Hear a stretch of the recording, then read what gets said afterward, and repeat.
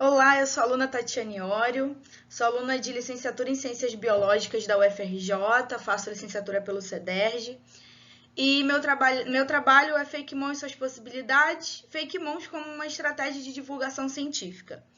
Bom, de onde vem essa ideia, né, desse trabalho?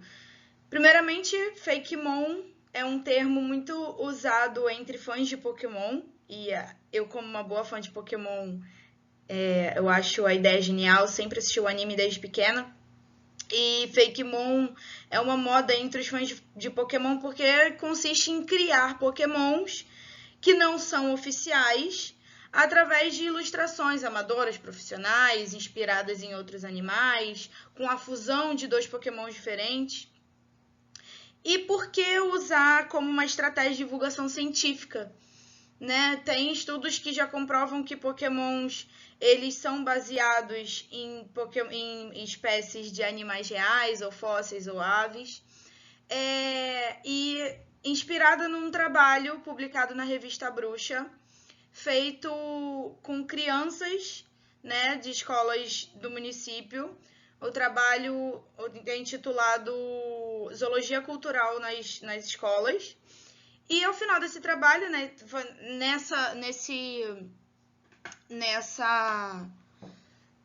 nesse estudo foi questionado e pediram para as crianças, né, o objeto de estudo foi que elas ilustrassem, desenhassem ou dissessem qual os animais que elas gostavam de assistir em filmes, em séries, em desenhos animados, e concluíram que, na verdade, poucos eram sul-americanos e invertebrados. E os animais mais conhecidos eram vertebrados, domésticos, animais que a gente encontra em zoológico, ou animais que a gente consegue, que são grandes, têm porte grande, dificilmente tem insetos, invertebrados e tudo mais. Então, através dessa conclusão, junto com o professor Elidio Maia e a professora Lucia, eu resolvi juntar o Fake Mon a essa. Bom, por que não, né? Por que não usar o Fake Mon para poder difundir animais invertebrados e sul-americanos de preferência? Então, eu selecionei 4 espécies, dessas 4, 2 eu vou apresentar agora. E eu transformei em Fake Mon. Contratei um ilustrador com a ajuda do Amaury. Eu transformei em Fake Mon. E, bom, vamos lá. Bom, e essa primeira espécie que eu escolhi é a Cephalotes clipiatus, da ordem Hymenoptera. Essa ordem é uma ordem que insere também vespas, abelhas. É uma ordem de animais que tem asas membranosas, tá? Alguns indivíduos da sociedade dessa espécie têm asas. Por que eu escolhi essa espécie? Ela tem características muito interessantes, além dessa arquitetura corporal bem curiosa, essa cabeça achatada, esse corpo achatado, uma cabeça com projeções bem laterais e tal. As operárias, elas têm um comportamento muito curioso. Os formigueiros, né, eles são feitos em estruturas arbóreas, em troncos de árvore, em troncos de árvores ocos, e as entradas são esses furinhos.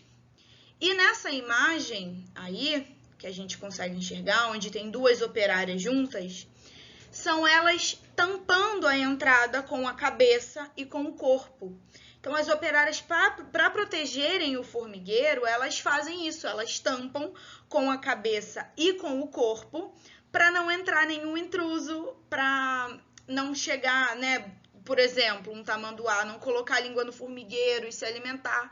Então, elas se defendem dessa forma.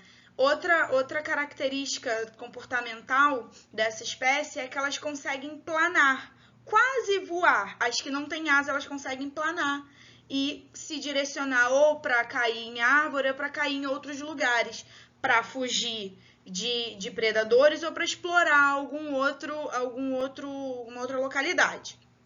Bom, essa é a primeira espécie. Aí, a minha ilustração, a primeira, minha não, do Amaury, Essa é a Cephalotes clipiatis, ou cabeça dura, em forma de Pokémon, ou seja, o primeiro Fakemon, tá? Do tipo inseto planta.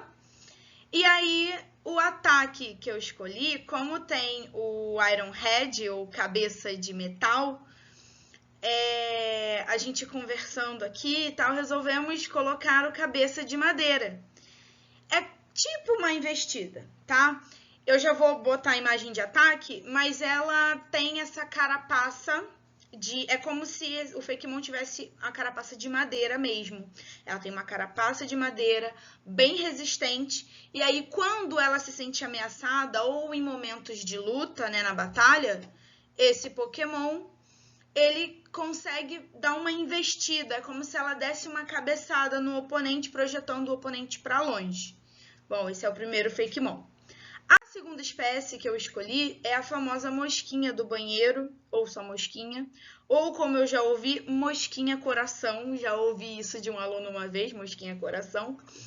Essa mosquinha da ordem Diptera, essa ordem é a ordem de animais que tem duas asas, tá? Ela também tem essa arquitetura corporal